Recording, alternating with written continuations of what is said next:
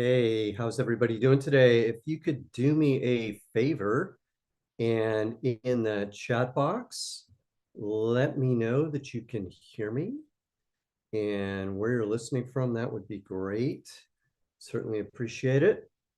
Give me a second here to get set up like we always do. And we'll be right at it. So we are here to answer your questions.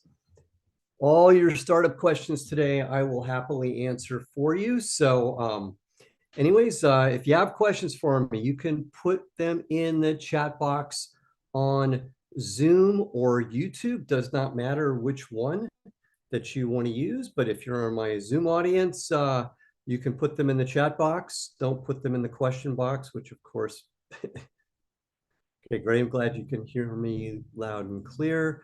But put the questions in the chat box for me, a little bit easier for me to work with that. So anyways, I'm going to start answering questions. And I will start with this first question that we have. Please suggest deep tech. I can't even, my eyes going on me? Please suggest deep tech I see. Please suggest deep tech early stage investors, incubators at the prototype stage. Wow, that's so broad that I can't answer it. What I can do is give you a thought process about how to find investors, which is the smartest thing in the world to do. So let me give you the thought process of what you should do. There are about 3 or 4 steps. My first step is I would start building a list. You could have a spreadsheet. You could do it in a CRM tool if you want, whatever, but you need to start building up a list of potential investors. The easiest way to do this, if you're starting at square zero, is go to crunchbase.com. You can get a free account for a week, if I'm not mistaken, and you can start doing searches, and you can search for just about everything you want. In fact, I just did a training on this one. When did I do that? About a month ago, I did a training on this, but it's pretty straightforward on how to do this. So you sit there and you would find investors that invest in your type of company at your stage, because here's what we're looking for. We're looking for this combination. Investors that invest in your type of company, investors that invest wherever you are in the world, in your geography, investors that invest at your stage. We need all 3 of these things to make this work and at the amount you're looking for. So we need all these things to work. If they do not work, we do not get an investment. Investors will not talk to us. For example, if you have a fintech company and you are talking to medical investors, they're not going to invest. If you have a company, let's say, located in London, and you're talking to investors that only invest here in the Silicon Valley, they will not invest. If you are talking to investors that are late stage investors and you have an early stage company, they will not invest. So we need the intersection of these things to work. So the first thing is you build your list. The second thing is you see if you know anybody, which our networks are bigger than we think. So the second thing we do is we figure out, do we know anybody that might be at one of these firms? So let's say that it turns out that I'll pick an easy one. Like let's say a Sequoia Capital is the right firm, the right investment vehicle. You would look at the partners, and hopefully the partner that does, let's say it's a fintech company, you find the fintech partners. The next thing I would do is I would go on LinkedIn and see if I know somebody, or maybe I happen to know that partner if you're lucky. You personally is what I mean. So I'd look and see whether I know somebody that knows the partner. If they do, great. Go reach out to your friend and ask them for an introduction. Build your list. If you don't, then the next step is to do a cold email. That would be the final step in the process. So you do warm introductions, and then you would do cold emails. And that's what I would do if I was in your shoes. That's a way to start getting in touch with people and finding people that you can work with. And you want to build a fairly large list, because the odds are about 100 to 1. I don't want to scare you, but it's about 100 to 1. For every 100 meetings that an investor takes with potential startups, they will invest in one company. That's it. 100 to 1. So you got to build a list of at least 100 investors to make this work if you're serious about this. If you want to get moving faster, right over my left shoulder. If you really want to get done, you want to get expert advice and help now, scan the QR code right over my left shoulder. Join us at Zero to Pitch Gold, and you'll be able to get going this week and get moving much faster than trying to do it on your own and trying to stumble through this. Much better way to go. So if you have questions for me, put them in the chat box and I will be happy to answer them for you. So let's go to our next question. Should you ask investors to sign an NDA? No. I think that's a very bad idea to have investors sign NDAs. I know there are always exceptions to these rules, and I know there are logical reasons why you might want them because you're afraid that they're going to steal your idea. Let me reassure you, investors really don't want to steal your idea. Will they share information with other people about you? Will they share information with portfolio companies that might be in a similar area as you? Yes, that's part of the deal. But their mission in life is to invest, not to start companies themselves. That's for us to do as entrepreneurs. They don't want to steal your idea. They really don't. The bigger concern you should have about somebody stealing your idea is really simple. That's your co-founders, people inside the company. Those are the people that are much more likely to steal your idea than an investor. So don't worry about it. Having people sign NDAs, I've seen this. It's kind of funny. I went through this with one of my co-founders actually, who wanted an investor to sign an NDA. Totally blindsided me in a meeting, and we were in a diligence meeting with an investor, and he wanted the investor to sign an NDA before going forward. And the investor looked at him and said, "We can stop right now. We're not signing NDAs." Investors typically don't sign NDAs. It would be suicide for them to sign NDAs. They will not do it. So don't waste your time. Don't waste your effort on it. They're not going to. And if you persist and you ask, the odds are that you're going to lose the investor. So it's your choice what to do, but I personally wouldn't do it. So that's my answer on what to do with NDAs. So if you have a question for me, put it in the chat box on Zoom or YouTube, and I'll be happy to answer it for you.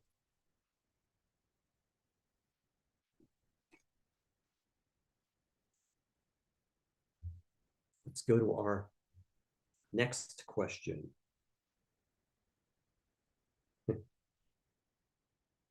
Should you have a consultant develop your plan and strategy? No, it's not a good idea to do that. You've got to do it. You've got to develop your pitch deck. I get variations of this question all the time. Should you have a consultant develop your plan? Should I have somebody develop my pitch deck for me? Can I farm that out to somebody? And the answer is no.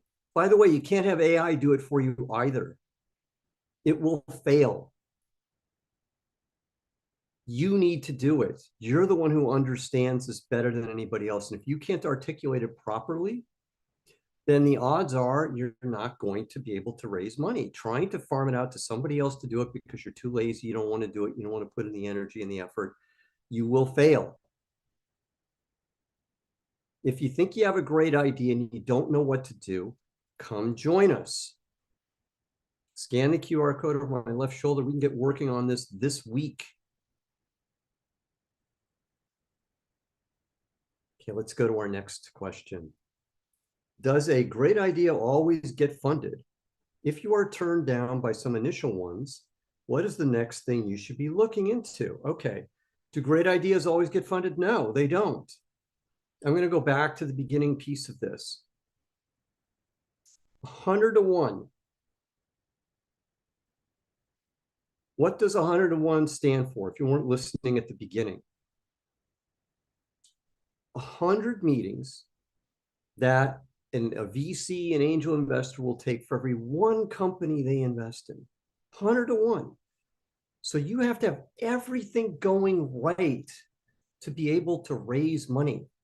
It's not enough to just have a great idea. You have to be able to articulate the idea properly and a lot of other things beyond that too. And if you can't, then it's not likely you're going to get funded. It is hard to raise money. Most of us, and I can tell you this from personal experience, my own personal experience, because I didn't know what I was doing when I started raising money. I thought I did. I thought it would be really easy. And it turned out to be unbelievably hard for many different reasons.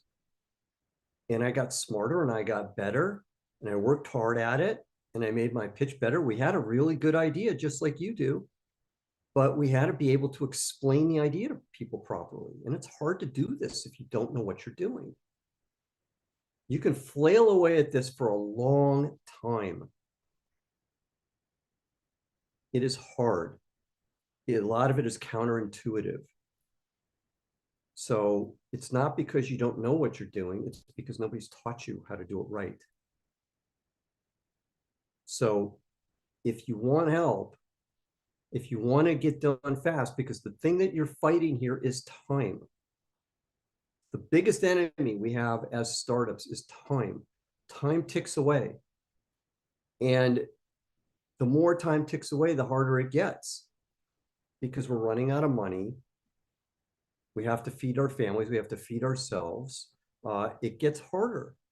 So if you want to go faster, if you want to do this right, if you want to skip all the pain and suffering that I went through before I figured it out, scan the QR code, come join us in Zero to Pitch Gold, and we can get working on this now. This week, start making progress. So that's my answer to your question. Getting turned down is part of the deal, 100 to 1. Remember those numbers. You've got to keep learning. You've got to keep getting better.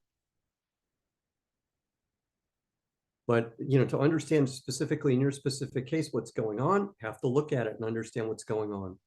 I'm going to guess the pitch probably isn't very good because most pitches, including mine, aren't very good when they start. Probably 99% of us don't get it right the first time, don't even get it close to right the first time, I would say. So it's hard. Okay.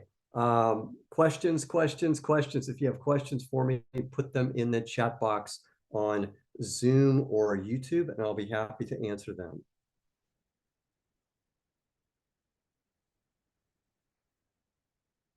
Okay, very good question that I can see. Okay, so let me answer it. I am contacting VCs and funds from Crunchbase. Good. One of them is interested, but need the CEO to be based in DC or New York, where the fund is based. Well, yeah, okay, so that tells you got to be in DC or New York. It goes right back to what I was saying, that geography matters in these things. Any ideas on funds or VCs that are looking to invest specifically on the West Coast? There are tons of them. But again, to answer the question, to be able to get this right, to answer the question here is there are tons of VC funds that invest only in the West Coast and only invest in certain areas. You have to do the work. You have to go through and do the work and understand, again, because you can see by fund in Crunchbase, if you're using Crunchbase as a tool, which I highly recommend, the geographies that they invest in. So you can do a sort and say, okay, do they invest where I live? Do they invest in my stage of investment? Do they invest in my type of investment? So get that intersection to work, and that will start answering your question and build out a list. But there are tons of investors here. I mean, this is a Silicon Valley, my God. California is the place. You have maybe four major metropolitan areas in California, right? We've got the Bay Area, which is the mecca for startups. You've got the Los Angeles area. You've got San Diego, which maybe you could consider part of Los Angeles. And then you got Sacramento, 4 major metropolitan areas in the state. It's plenty of investors that invest in all 4 one of them or multiples of them. Just need to go do the work and go find them. Okay, if we have questions, put them in the chat box or the Q&A box, and I'll be happy to answer them for you. Let's go to our next question. I'm getting all the good questions today. So, how much equity should I give up to investors? I was thinking 7% would be a good number. Okay, that's not how this game works. This is a market we are in. You are now in sales. Congratulations. When we raise money, it is high-level sales. So, I want you to understand it is high-level sales. This is not easy to do. So in high-level sales, it's all about reducing friction is the way to get people to invest. If you sit there, and this is, by the way, true in any negotiation, not just a fundraising negotiation, but any negotiation that you're in, you do not want to be the first one to put a price out there. You want the other side to put the price out there first. You always have the ability to, sorry, I'm just thinking for a second. You always have the ability to say no and counter, but let the other side go first. Why is it better? Because let me tell you, there are three things that can happen when you put out the price first. Number one, you're wrong and you put the price too low. Okay. Number two, you're wrong and you put the price too high, both of which can hurt you, right? If you put the price too high, you can turn investors off and they think you're unreasonable, such as the 7% thing, depending upon what's going on. That may be the wrong number. In most cases, it likely is. And if you put the price too low, you cost yourself money. You've only got only one of these where you're right, and you got a 1 in 3 chance of getting it right and putting out the right number. So instead, let the other side, this is what they do for a living. Let them go first in the negotiation. You don't have to do this. The market will set the price. That is always the best answer if you're asked, well, what do you think the value of your company should be? The answer is we'll let the market determine that. The market's investors. They're going to determine it anyways. You sitting there putting out a number just because you saw this on Shark Tank isn't going to help you. So I strongly recommend not doing that. Instead, let the other guy go first. That's a much smarter way to go. All right, let's go to our next question. All right, there we go. How much equity should I give to an early employee? I'm bootstrapped and need help with socials, but can't afford to pay in salary or hourly yet. All right, well, that's between you and the potential employee. It's almost impossible for me to answer that in the specifics because I don't have enough data and I'm not in your shoes.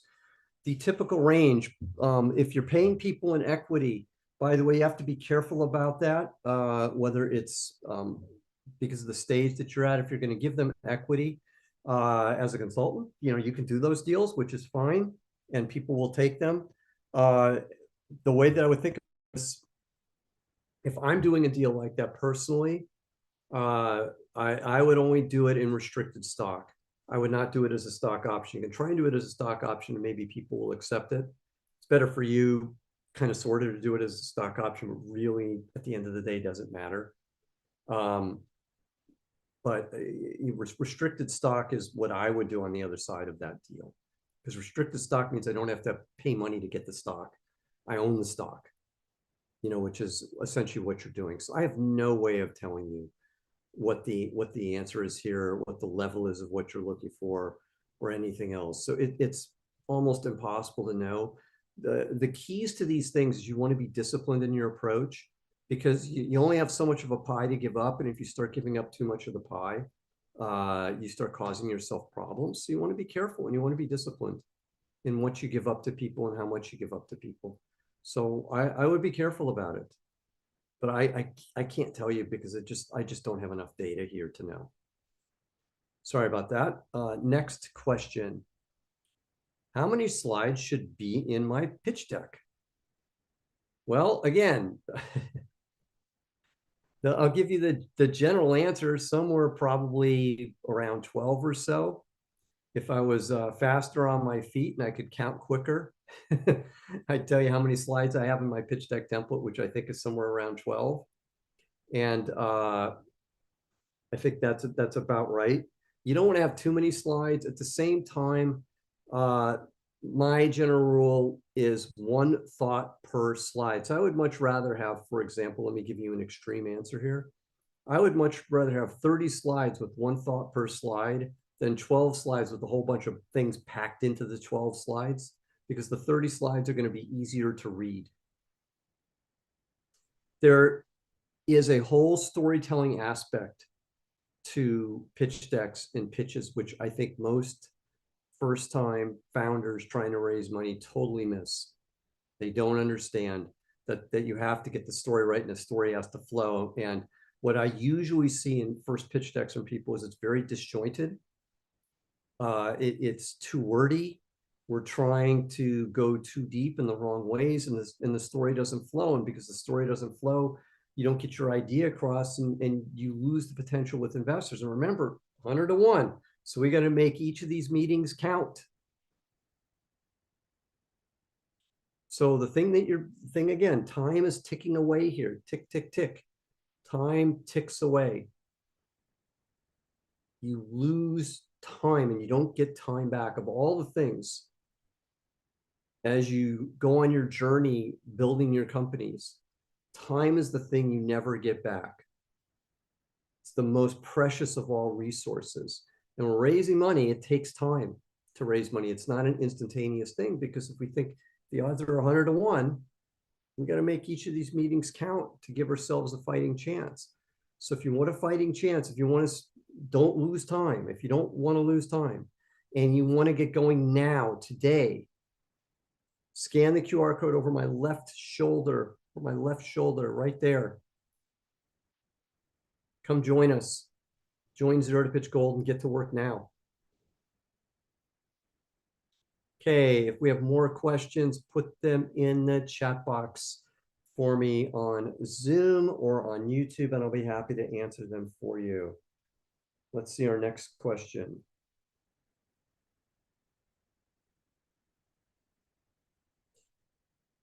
Okay, the next question. How much is an acceptable valuation for a pre-seed, pre-valuation AI SaaS with functional prototype? Again, I'm gonna give you an answer which isn't gonna make you feel good here, but the market's gonna determine the answer. The market determines the answer, not you. The market. Early stage investing is very much determined upon how much money you're raising.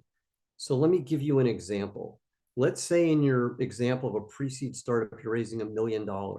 I can tell you reasonably accurately that the likely valuation is going to be somewhere between, on the low end, $5 million, and on the high end, $10 million, I would say.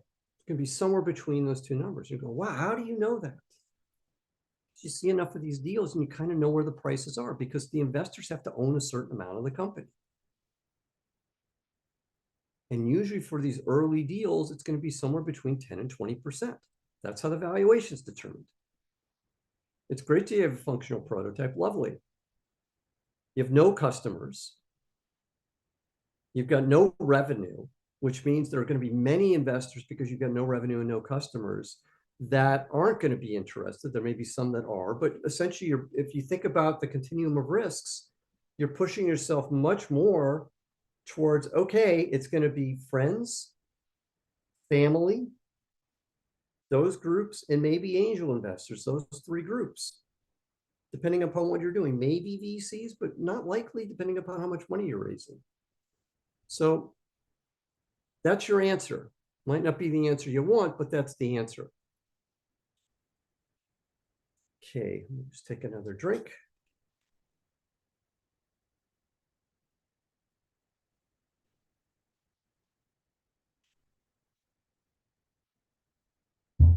Okay, question on cold emails. When I'm reaching out to potential investors with a cold email, how much of my pitch should I give out? Just a few sentences or wait until they give more interest? I don't want to overwhelm the cold email with information. That's correct, okay? Also, when do I attach my pitch deck to the email? Only after they respond and give interest? Okay, so cold emails are tricky. They're tricky. They're hard to do. They're difficult to do. So in a cold email, you can find, I've done a video on this, by the way, that you can find online. Um, in my YouTube channel, you can find it. But the basic idea here is don't oversell in a cold email. We want it to be, remember, because these are people that don't know you. So what's the most important thing in the cold email? The subject line of the email. Subject line has to be to the point, or I'm not going to open it as an investor because I'm getting inundated with about 500 emails a day. So I'm thumbing through my emails. Your email has to be compelling to me to open. That's the first thing.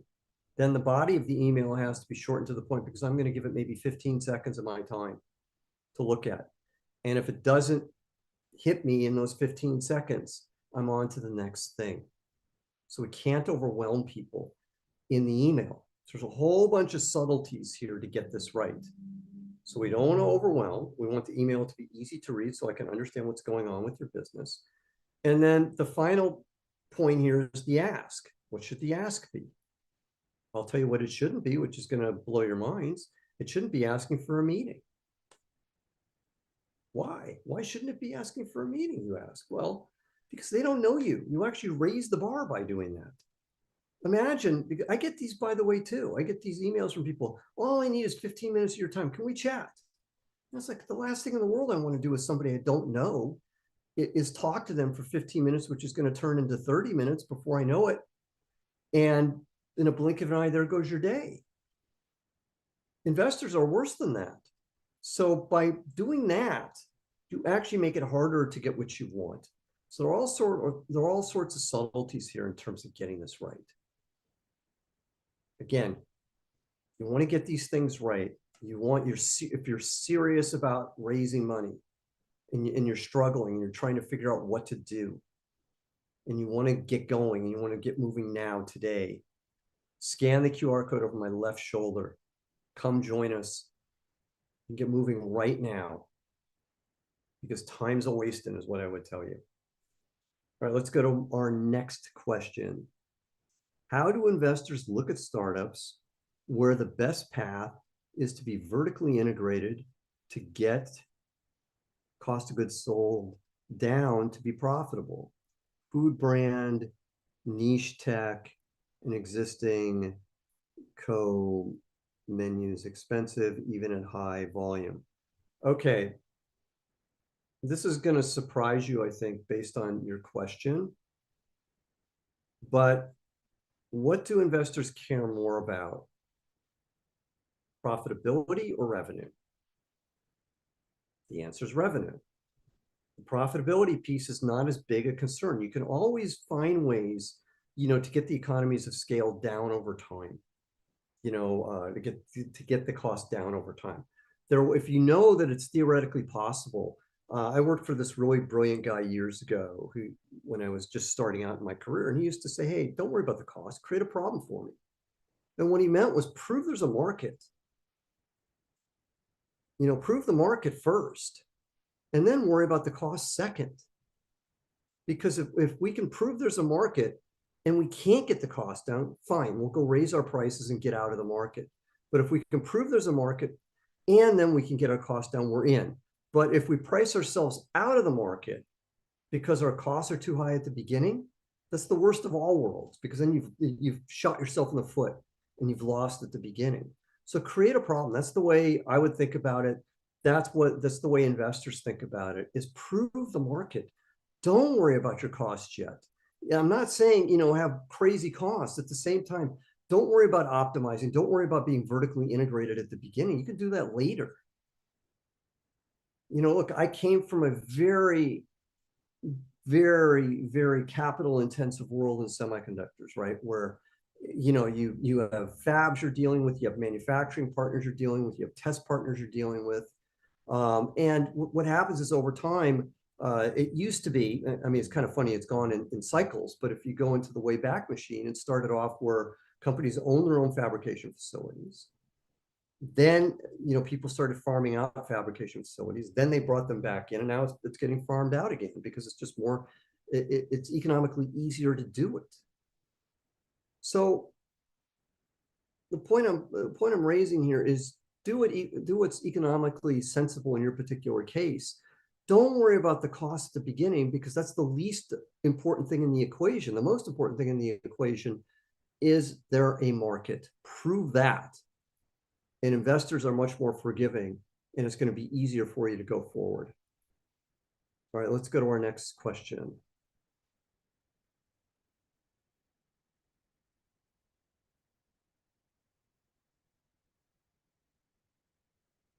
Okay.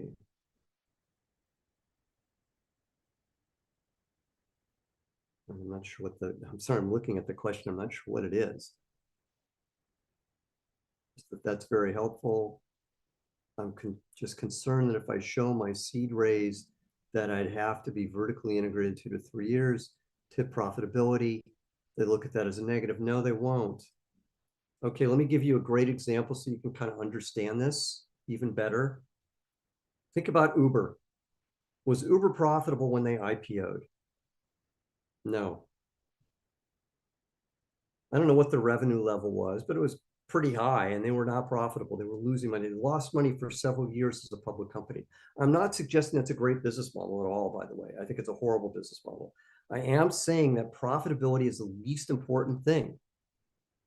I'm a big believer in getting profitable, by the way, having said all of this. However, if you're giving me a choice between revenue and profitability at the beginning of a company's life, I'm going to take revenue every day and Sunday because you need the revenue. That's the most important thing.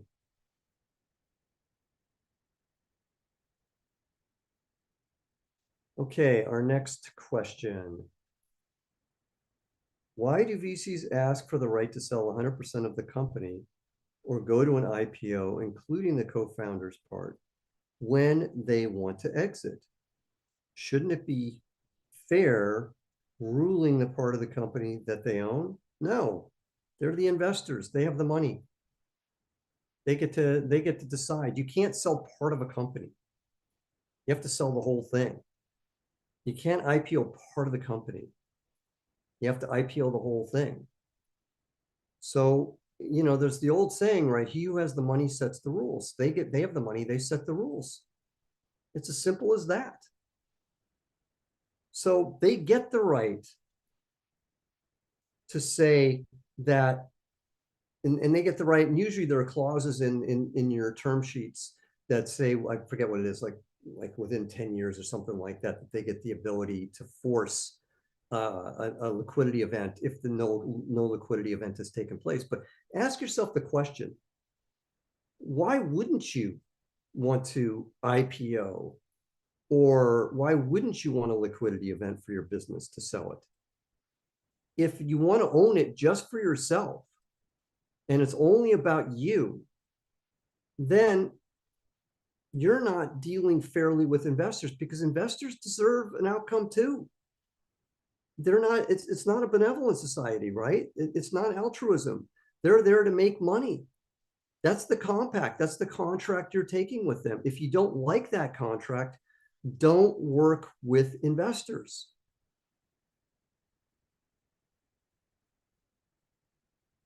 That's the answer. So I hope that helps.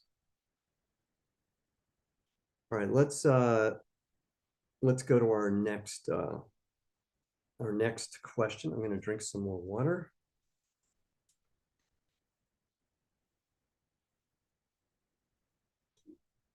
If you have questions for me, by the way, go post in the chat box on Zoom or YouTube, and I'll be happy to answer them. Okay, that's a good question. Should I hire junior engineers for my startup? Um, that's an it depends question. The you want to hire good engineers for your startup. Let me put it to you this way. You want to hire good employees for your startup. Doesn't matter what they are, what their experience level is. If you're in a new market, yeah, it doesn't matter. It doesn't matter. Forget what I said. Just you want to hire good engineers. Sometimes you hire young people, sometimes you don't. If Just remember when we're starting a business, the core group that's starting the business at the beginning is going to determine the quality of the team that you have for a long period of time. So if we hire really strong people at the beginning, it's going to be much easier to continue hiring strong people. If we hire weak people at the beginning, it's going to be harder to hire strong people. If we hire young people at the beginning and our whole team, CEO, CTO, the employees are all young, then it's going to be harder to hire experienced people. There are always exceptions to this, but it's going to be harder to do it. So those are your trade-offs. Okay, if you have questions for me, you can put them in the chat box on Zoom or YouTube, whichever one you want.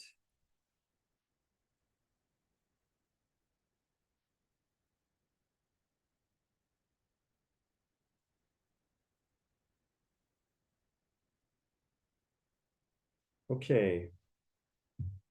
Should I give my team lots of equity? Should I give my team lots of equity? Yes, be generous with your team. However, don't be crazy. Don't throw equity out as candy. And by equity, we typically mean stock options. So don't throw it out like candy. Be disciplined. Here's what I would do if I'm in your shoes.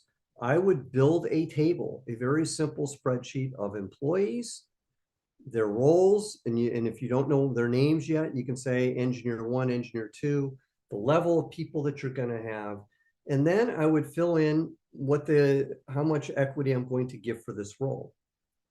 And you want to be very disciplined about this, right? For example, you don't want to give, let's say you're going to hire me and my clone, and you're going to hire us on the same day. You don't want to give me 1% of the equity and my clone a 0.25% of the equity for the same job. That's not good. That's not good management. You want to be consistent. They should get similar numbers. If they're the same person, same quality, they should be very similar in numbers. If you are consistent, if you are fair, you will significantly reduce employee problems. You will reduce your turnover by doing that. So that's rule number one when we're thinking about equity is be consistent. Be consistent and fair. That will help you immeasurably in what you do if you do that. And try and be on the generous side with the equity as well. Again, I'm not saying go crazy with it, but be more generous than not. Because if you give people equity, it locks them in. They don't want to leave if they're doing interesting work and they're learning and they're growing and they're working with their peers and they enjoy working with their peers. This is kind of like a nirvana case for them. And you're a good manager to work with. All this stuff helps you and makes it easier for you to work with people. So think about it that way. It will make life much simpler for you. This is kind of like a trust me thing. So think about that. I think it makes life a lot better and a lot easier for you, to do that.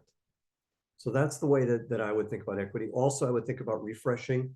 Refreshing is a longer subject, which means you don't just give people one grant, you continually give them grants. Therefore, they've got, something to look for all the time. So there's always more that you're giving people all the time. Think of it like you're rehiring people.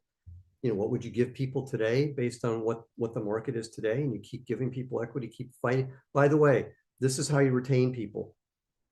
And savvy investors should be very happy to do this because they understand this. You should fight for this because it's going to allow you to have your team be stable. And if you have a stable team, it's going to allow you to grow faster and do better work. All right, our next question. If you have questions for me, put them in the chat box or the Q&A box. I've got time for a few more questions before we go today. When do I share the pitch deck with a potential investor? Typically, what will happen will be, let's say we've had a few questions. So let's say we have a meeting set up with somebody. If they don't ask for the pitch deck before the meeting, I wouldn't send it. I'd wait for the meeting, and then I would share it during the meeting. If they ask for it before the meeting, send a PDF of your pitch deck. That's what I would do. Don't change it, send the whole thing. But having said that, don't share your extra slides with them, just what's in the deck. That's it. My view on whether to put it in cold emails is, if it's really good, then go ahead and add it. If you're worried about it, then I wouldn't do it. Excuse me, because it just, again, you've only got one shot at this thing. This is the thing. Time is wasting. I can't emphasize this enough. You only have a short amount of time, to get your message across to people. Short amount of time. And you only 100 to 1 are the numbers here again. For every 100 face-to-face meetings, an investor will invest in one company. You want to be that one company. You don't get the time back. If you're serious about this, if you want to go faster, if you want to really get this done, scan the QR code over my left shoulder. Come join us. We can get working on this now, this week. Get you moving in the right direction. Okay, do we have any other questions? Let's see what we've got. Go to my question box.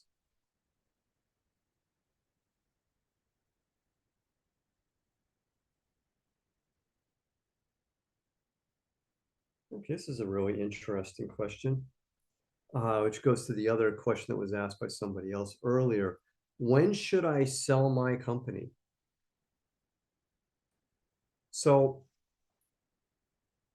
my view, for what it's worth, is as long as the company is doing well and there's no financial reason to go sell it, then why would you want to sell?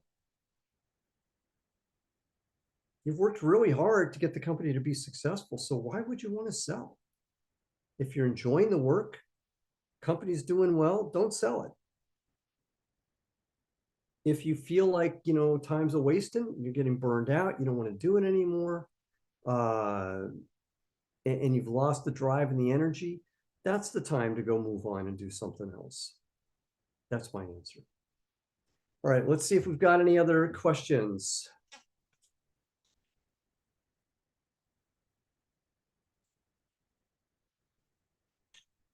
If you've got questions for me, I'll give you guys a minute or so to give me some more questions. If not, I hope everybody's enjoyed it today. Put your questions in the chat box for me on Zoom or YouTube, and I'll be happy to answer the questions for you. So let's see, do we have any more?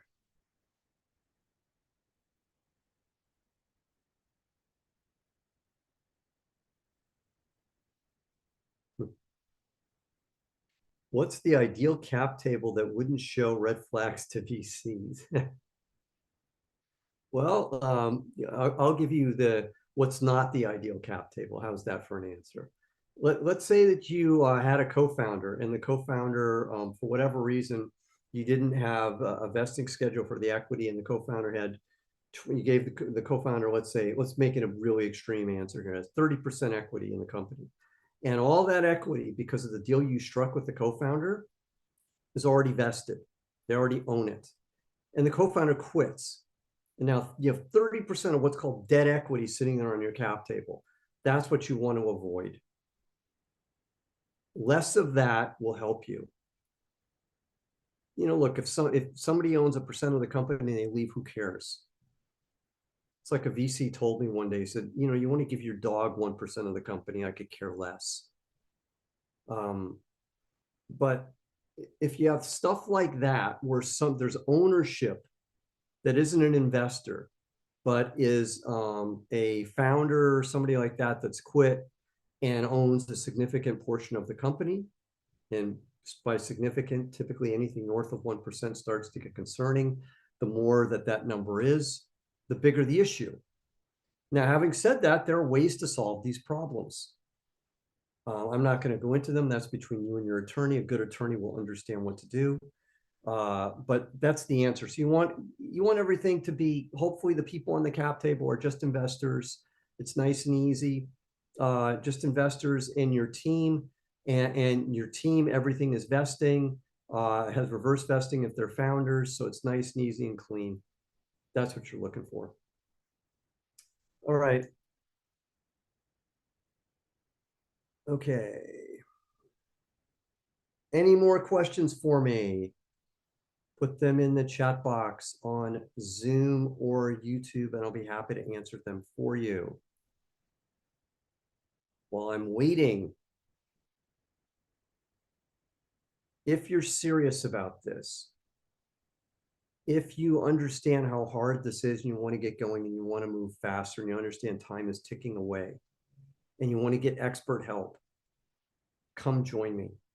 Come join us in Zero to Pitch Gold. Scan the QR code over my left shoulder, and we get working on this week and get you moving this week, because time is your enemy.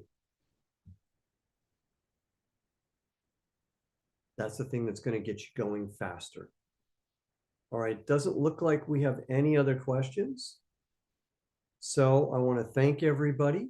It's always fun to do these. I believe we'll be doing another one next week. So look for the announcement on that. Take care, everybody. Have a great day, and I'll see you guys next week. Bye.